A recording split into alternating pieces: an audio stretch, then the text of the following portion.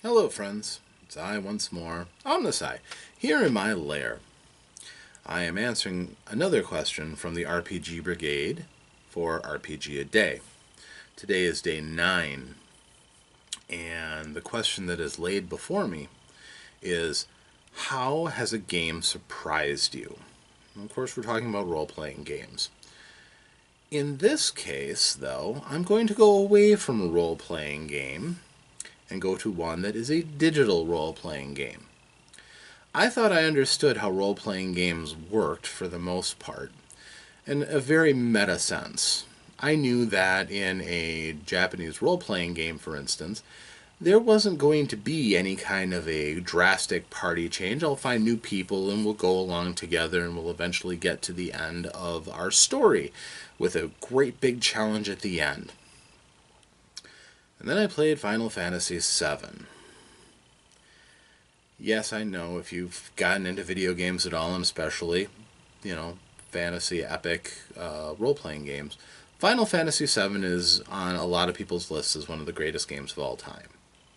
If you haven't played it yet, I'm going to be giving some spoilers, so this may not be the one for you. But at the end of the first disc, yes, it came on multiple discs for those of us back in the day. At the end of I believe it was the first disc, you lose a party member, graphically, killed right in front of you. There's no Phoenix down to bring her back. She's dead. I remember the situation where I first played that scene out. I was sitting on the floor in an apartment that I was letting with my good friend Roger, and I believe my then girlfriend, now wife, was there. And I was watching the events play out on the screen, and I saw the villain drop down, and if you've seen the scene, you know what I'm talking about. And she died, just dead.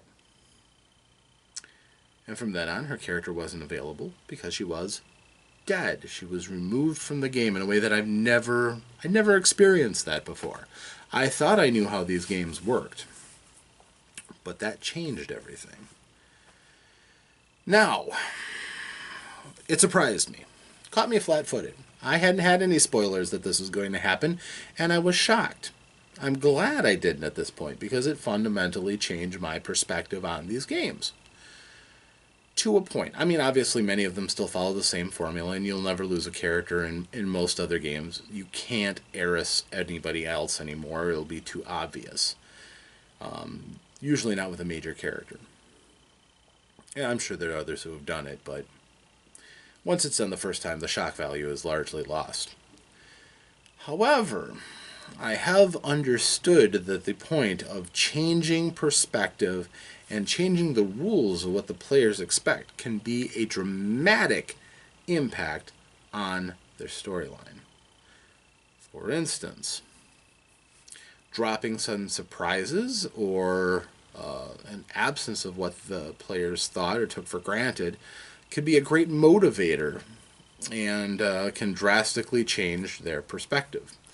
For instance, in the 5th edition Dungeons & Dragons game I am running every other week for my friends, they are in a situation where nature has been turned on its head.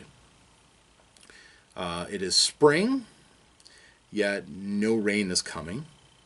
The temperatures are unseasonably hot, and when it does rain, the rain just evaporates without doing the soil any good.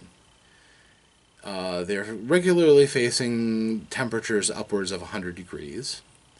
The wind is blowing frequently, and almost dust storms are rising up. Earthquakes are common. The earth itself is rebelling, and nature has gone mad. Their expectations of just having to go from point A to point B, fight monsters, get treasure, level up, things like that, has been turned on its ear when just overland encounters are difficult and challenging. This has changed their approach to the game, and it's driven a certain amount of extra impact to doing everything they can to fight the evil cults that are causing this weather imbalance. and the relief they've enjoyed from defeating one of these cults, where the weather is starting to creep back a little bit more into balance. Not there yet, not by any stretch. But now they have a driving goal, and they've experienced that there is salvation and they can make things better. They were surprised when nature was just gone completely wonky and they realized that the rules had changed, and it added that extra urgency to what they do. Also, the very first time that I had players who thought that the solution to everything was whip out your weapons, whip out your swords and spells, and prepare to fight. First time any group meets up with something that just can't be killed, it could be a total revelation, honestly. If they find out that they have to find another means to get past an obstacle rather than what's always worked, well, that's one of those surprises in role-playing games that forces the players to grow a little bit. Hopefully they don't die in a scenario unable to come to grips with the change that's required, but it has happened. But, for a group that, for example, has no magical weapons and they finally face this magical foe that can only be hurt with magic itself, the party can tuck tail and run. Maybe they could try to out-clever the challenge, coming up with some kind of escape or dodge or way of triumphing without having to resort to, sword blows or gunfire or what have you. So, changing the rules to me is the biggest surprise. Started with a video game, and I've been developing the concept since. Certainly had some entertaining times with that. And I think it's made my game a little bit richer, trying to throw a plot twist and other little secret surprises on my players every now and again to make things fresh. So that's my answer to this question. I am OmnusI, once more, your Game Master at Large, here posting for RPG A Day. If you enjoyed this, please think about going to my YouTube page and liking, subscribing, hitting the little notifications so that you can find out when I make new videos, which I'm doing with some regularity, at least every day for August and beyond, working on more video content. So, thank you, and I hope that you have many successful and exciting adventures, and I wish you farewell.